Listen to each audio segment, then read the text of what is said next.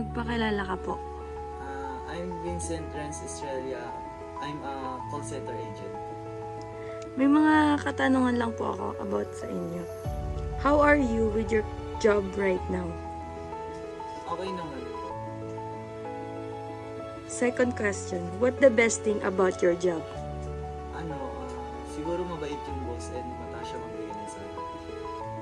Third question, do you find fulfillment and purpose in your current job right now? Yes, although medyo tiring siya nakakatid. Pero kaya naman. What advice can you give for a graduating student like me? Makisama lang sa mga co-workers natin. Kilala ka nga po. Ako po si Martin Magbago. Ako po ay isang nagtatrabaho sa hardware. Sir, may mga katanungan lang po ako sa inyo. Una po dito ay, how are you with your job right now? Kamusta ka po sa inyong trabaho ngayon? Para sa akin, masaya po dahil marunong makisama yung katrabaho ko, tinuturuan po nila ako kung ano dapat kong gawin. Tsaka, nakilala ko po sila, yun po. Pangalawa po, what's the best thing about your job? Ano po ang pinakamaganda sa inyong trabaho? Para sa akin is complete benefits dahil binigyan po na ako ng pagkakataon na hulugan po ulit yung mga benefits ko po.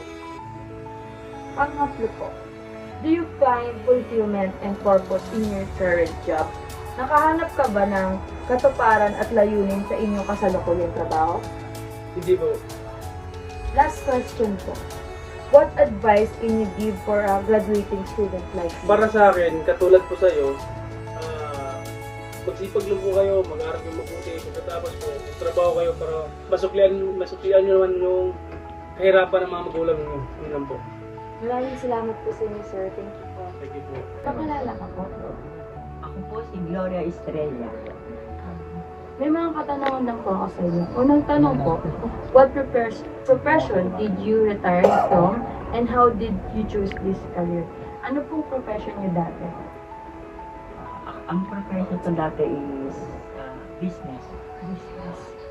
Second question po, can you share the most memorable moment from your career?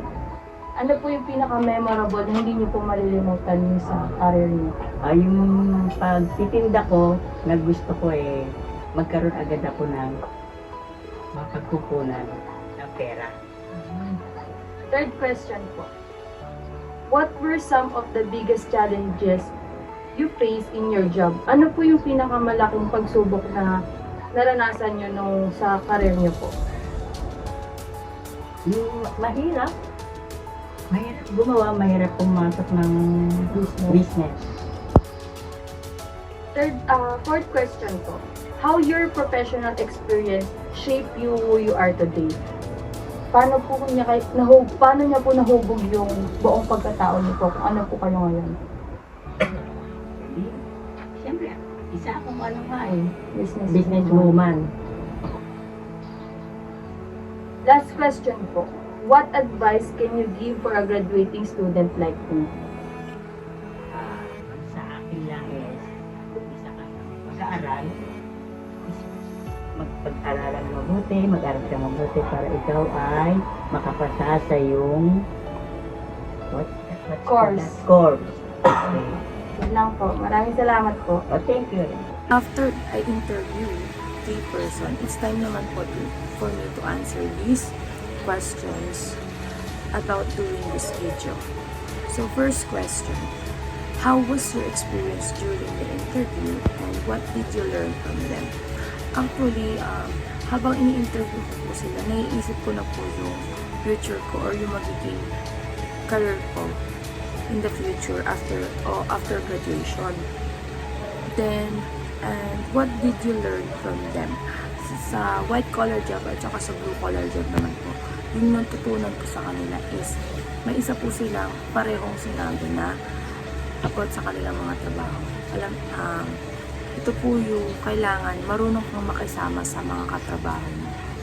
At hindi lang sa mga katrabaho mo, basta sa lahat ng mga kasalamuha mo sa work mo. Like your boss, your co-workers, and other people na basta mga kasalamuha mo. Tapos yung sa retired person naman po is dapat masaya ka or gusto mo yung napili mong career path. kung ano yung napili mong career path kasi yun yung magdadala sa'yo sa pagtanda mo, sabi nga ni nanay. Second question, among the 3 people, who makes the greatest impact on you and why? Para po sa akin, yung nagkaroon po ng malaking impact sa akin ay yung kay retired person po. Kasi sabi nga po ni nanay na masaya po siya sa napili niyang career path. And hindi naman po sa dapat ganun din ako. Parang gusto ko rin po maging ganun na dapat masaya po ako sa mapipili kong career path. Gusto ko po yung career path at mag-enjoy po ako. Kasi importante po to para masatisfy ako sa job na makukuha ko in the future. Magbibigyan ako ng financial stability and personal growth. And also, pag ine-enjoy ko po at gusto ko po yung napili kong career path, matutulungan po ako nito na maging prepared para sa future ko, sa magiging future kong pamilya, parang ganun po. And ma-identify din po nito yung roles ko sa magiging trabaho ko in the future.